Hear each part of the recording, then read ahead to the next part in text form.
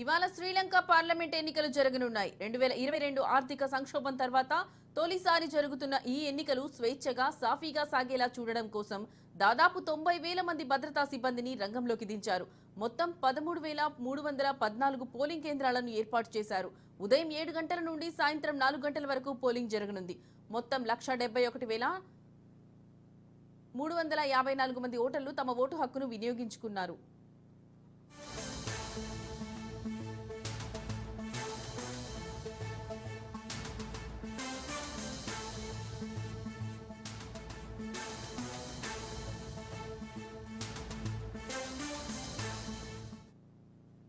ఇవాళ శ్రీలంక పార్లమెంట్ ఎన్నికలు జరగనున్నాయి. 2022 ఆర్థిక సంక్షోభం తర్వాత తొలిసారి జరుగుతున్న ఈ ఎన్నికలు స్వేచ్ఛగా సాఫీగా సాగేలా చూడడం దాదాపు 90,000 మంది భద్రతా సిబ్బందిని రంగంలోకి దించారు.